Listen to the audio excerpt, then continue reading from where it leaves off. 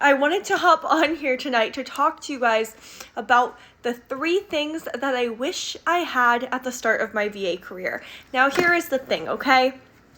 I was going through some files. Do you ever have one of those accordion folders that kind of just holds everything and nothing's organized in it?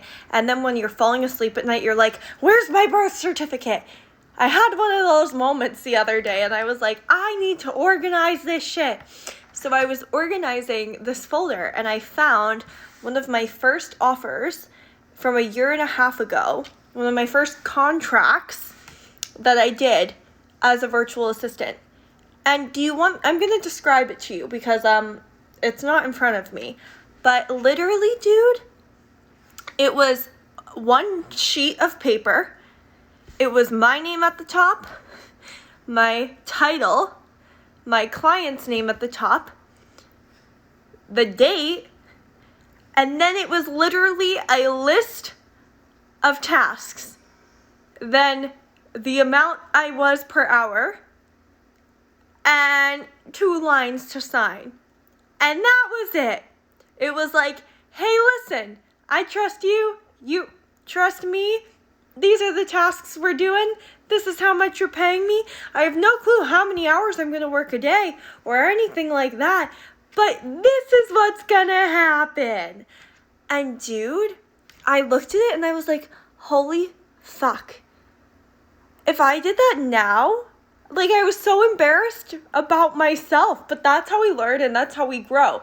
But dude, I wanted to hop on here tonight to talk to you about the 3 main things that I wish I had at the start of my virtual assistant career.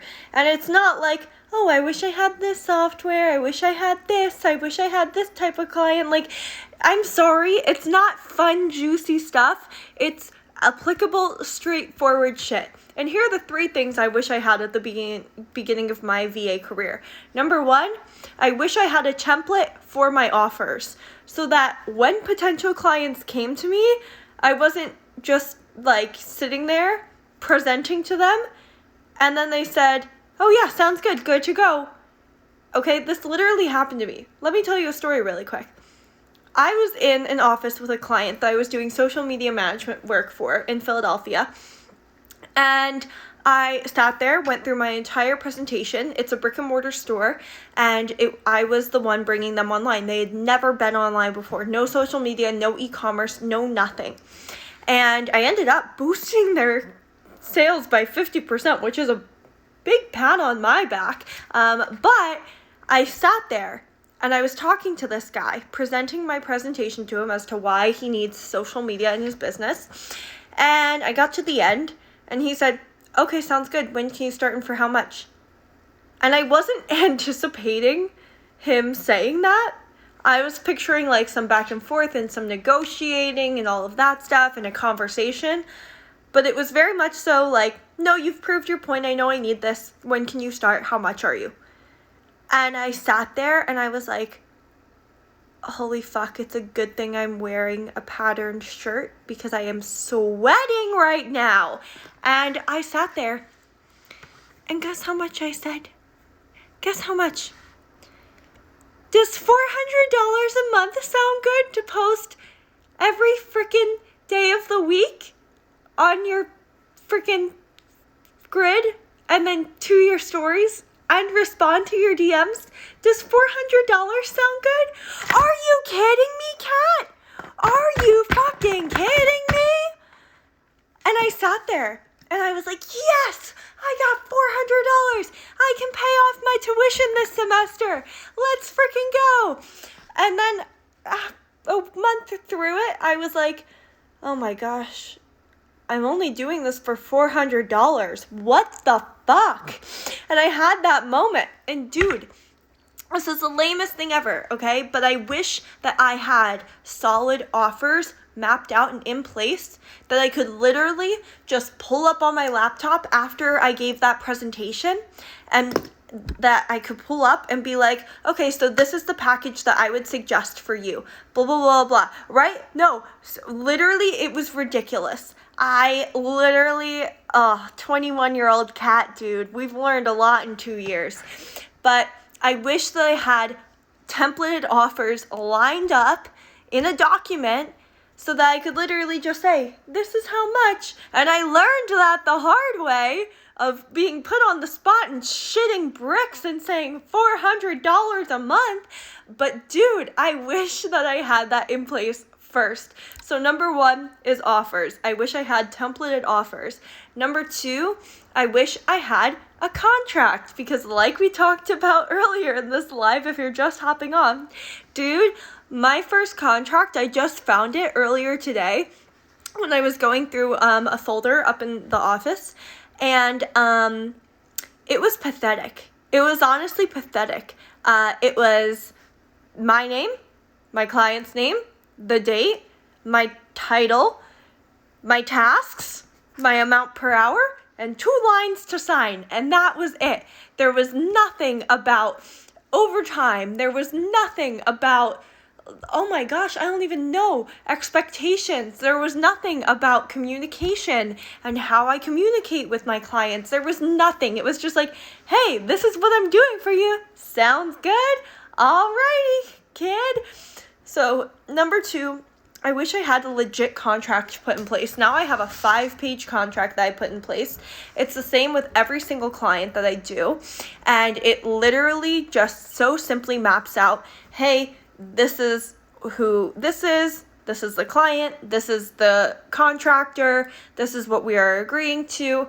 Then I have literally the offer. I just copy and paste the freaking offer in there. If there's any customization, I customize it. And then there's information about overtime, about intellectual property rights, about content rights, about all of this different stuff. And I'm really happy that I have that in place now, because I am actually a legit human being. Okay, so number 2, a contract. And number 3, the third thing that I wish I had at the beginning of my virtual assistant career was an actual invoice template. Because here is the thing. I did taxes this year. Okay, number 1, it was, Lolo's gonna kill me, Andrew that's on.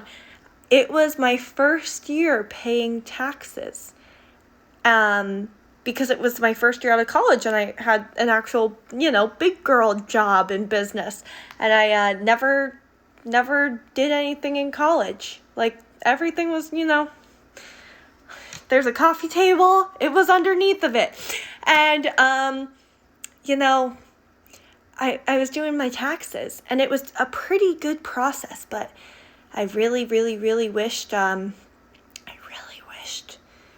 I had put in some invoices in place, because the amount of hunting I had to do through PayPal and through emails to find everything, it was ridiculous. So number 3, I wish that I had invoices set up, put in place, so that when tax season rolls around, I can literally just go to that Dropbox folder, that Google Docs folder, and that computer folder, but the other 2 just in case my computer shits itself. And I wish that I could just pull all of my invoices and send them on over to my CPA instead of hunting through PayPal all the time. So I wish I had invoices too, because here's the thing, dude. Money is no joke, okay? And you don't want to fuck with your own money. And you don't want your money to fuck with you. And you know what's gonna happen? If you don't keep invoices, you're gonna be fucked, because then you're wasting a bunch of time trying to find shit everywhere, forgetting shit. Maybe the IRS is gonna audit you because you didn't fill out a certain part, or you didn't account this amount of income and you didn't claim it. Dude, shit can happen. So keep invoices, okay? Now here's the thing. Over the past year and a half, I've created these documents. I created the offer, I created the invoice, I created the contracts, and I use the same exact ones for all of my influencers and all of my clients. If there's some personalization to it, then or customization to it, then I'll go in and I'll tweak. But literally, guys, they're congruent. I just changed the dates and the names on all of them, and we're good to fucking go. And here's the thing. I realized that this was something that was totally lacking in the virtual assistant game and in the freelancing world, because a lot of us, we just dive into our businesses, we take huge, massive, messy action, and we just get started and we get clients underneath of us, all this stuff, and we figure that shit out later. But dude, it's so much better to figure it out on the front end. Trust me, speaking from a person who didn't, okay? So I created a toolkit with these 3 things for you. So the invoice template, the contract template, and the offer template, all for you on catandcoaching.com/toolkit. And you can go and grab that today. I have one that's specifically for offers. So if you're like, dude, I don't even know what I'm offering as a virtual assistant, I'm kind of freaking the fuck out because I don't want to have a moment like you where you undersell yourself for $400 a month. I have a toolkit called the Secure Your Shit Toolkit that's specifically my offer framework as to how I frame out my offers. But then I have the Secure Your Shit Toolkit Pro that frames out your offers, your contracts, and your invoices. So you can go and snag that at catandcoaching.com/toolkit, catandcoaching.com/toolkit, TOLLKIT. We can spell today. It's a great day. So I hope that you enjoyed this live. I hope that you go in tonight and you either purchase that or you go, I need to fucking get my shit together, and you figure it out and then you purchase it so that you can actually have a funnel and a system of attack when it comes to onboarding your clients. Because dude, you want a consistent experience across the board for all of your clients, and having these documents will give all of your clients this equally consistent experience that is your brand, because how you handle shit is important. Okay, so I love you. I hope you enjoyed this live, and I will see you in the next one.